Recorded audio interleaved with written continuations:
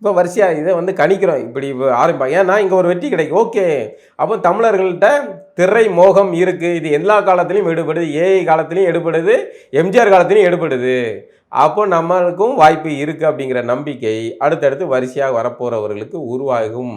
ஒருவேளை விஜய் தோத்துருந்தா அப்ப விஜயாலேயே முடியல, நம்மளால முடியாது அப்படின்னு இருந்திருக்கலாம். எல்லாரும் அவங்கவுங்க மூடிட்டு படத்தை நடிக்கிறதோட இப்போ ஆரம்பிச்சிட்டாங்களா வரிசையா. ராகவ லாரன்ஸு கருத்து கேட்கறான், அரசியலுக்கு வரலாமா வேணாமா? எப்பா நீ வரணும்னா நீ வா, வரல வர வேண்டாம்னா உயிர். நீங்க ஏதோ வந்து என்ன பண்ண போற, என்ன செய்ய போறீங்க, மக்களுக்கு நல்லது பண்ண போறேன். சரி, இப்போ ஏதோ ஒன்று செஞ்சுக்கிட்டு இருக்கீங்க, அமைதியா இருங்க.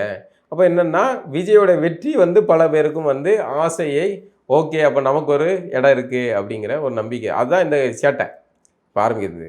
இப்போ வரிசையாக அதுக்காக நம்ம திரைத்துறையிலேருந்து வரக்கூடாது அப்படின்னு இல்லை. என்னென்னா நீங்கள் வந்து திரைபிம்பத்தை பயன்படுத்தி இப்படி அதிகாரத்தை பிடிச்சிட்டு ஆட்சி எப்படி நடத்துறதுன்னு தெரியாமல் முடிச்சுக்கிட்டு இருக்காங்க.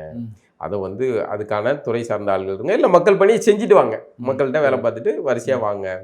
இந்த வெறுமனே எனக்கு நான் ஒரு திரை நடிகர், எனக்கு இருக்கிற பிரபலம் போதும் அப்படிங்கிறத வச்சுட்டு வராதிங்க. அது மக்களை ஏமாத்துறதுக்கான செயல் அப்படிங்கிறதான் இது. அடுத்தடுத்து வரிசையாக வரப்போகிறதெல்லாம் விஜயோடைய வெற்றி கொடுத்த பின்விளைவுகள். இதற்கு ஏதோ ஒரு வகையில் நேரடி வகையிலையும் தமிழர்களுடைய மடத்தனம் மிக முக்கிய காரணம். தமிழர்கிட்ட அறியாமல். இன்னொன்று, ஆட்சியாளர் மீது வெறுமனே இது மட்டுமே நான் அப்படியும் சொல்ல முடியாது. ஆட்சியாளர் மீது இந்த எரிச்சல், வெறுப்பு அது முக்கியமாக ரோல் வகிச்சிருக்கு இந்த தேர்தலில்.